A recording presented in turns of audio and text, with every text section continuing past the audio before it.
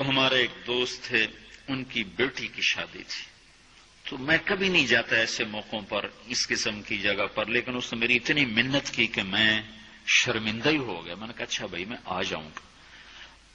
اور پھر اس نے مجھے تسلی دلائی کہ وہاں سارا الگ الگ ہے، عورتوں کا انتظام الگ ہے، مردوں کا الگ ہے. پی سی لاہور میں. تو میں نے کوئی 30-32 برس کے بعد اس ہوٹل میں قدم رکھا. ماضی کے دھندلکوں میں جھانکتے جھانکتے کتنی صبحیں کتنی شامیں وہاں گزری ہوئی تھیں غفلت کی. تو میں جب وہاں سے نکلنے لگا کھانے کے بعد، تو عورتیں نکل رہی تھیں، اکثر بے پرد تھیں.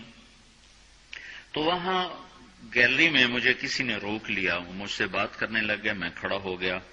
دائیں بائیں کچھ اور عورتیں کھڑی تھیں. اتنے میں سب کی نظر پیچھے لگی، عورتوں کی بھی مردوں کی بھی. تو مجھے سمجھ میں نہیں آیا کہ یہ نظریں پیچھے کیوں اٹھ رہی. کیا دیکھا، میرے قریب سے ایک خاتون گزری جو سر سے لے کر پاؤں تک مکمل برقعے میں، ہاتھوں پہ بھی دستانے تھے اور پاؤں میں جرابیں تھیں، اور ایک بالکل سادہ سا برقع انہوں نے پہنا ہوا تھا. جب وہ گزری ہے تو ایک دم سناٹا چھا گیا، سارے عورتوں پر بھی سارے مردوں پر بھی. تو مجھے اس وقت خیال آیا کہ یہ حق ہے. یہ سورج جب چمکتا ہے تو ہر ایک کو اس کی روشنی نظر آتی ہے.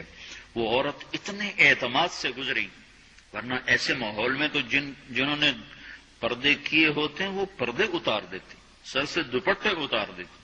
وہ اس میں اس طرح گزری، سب کی نظریں شرم و حیا سے جھک گئیں. وہ عورتیں جن کے دوپٹے کہیں جا رہے تھے ان کی بھی نظریں شرم و حیا کی وجہ سے جھک گئیں. یہ مسلمان عورت کی پہچان ہے.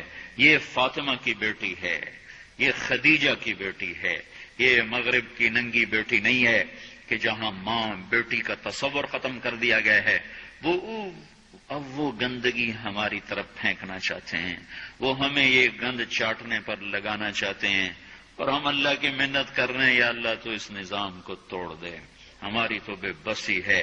ہماری بیٹیوں کے سر سے دوپٹے اتر گئے، کپڑے مختصر ہو گئے. عجب حال ہے. حیا پتہ نہیں کہاں ہی روٹ کے چلا گیا، نظر ہی نہیں آتا. پہاڑوں میں جا کے بھی ڈھونڈا، وہاں بھی نہیں ملا. صحراؤں میں گئے، دریاؤں میں گئے، کہیں نہیں ملا. کبھی ایک صفت ہوا کرتی تھی، آج پتہ نہیں کہاں سے ملے گی، کس بازار سے ملے گی. وہ منڈیاں ہی بند ہو گئیں. جس قوم کی بچیاں ناچ گانے کو اپنا شعار اور شوق بنا لیں، ان کی نسل سے اب خالد بن ولید نہیں پیدا ہو سکتے، ناچنے والے ہی پیدا ہوں گے. محمد بن قاسم نہیں پیدا ہو سکتے، طارق بن زیاد نہیں پیدا ہو سکتے.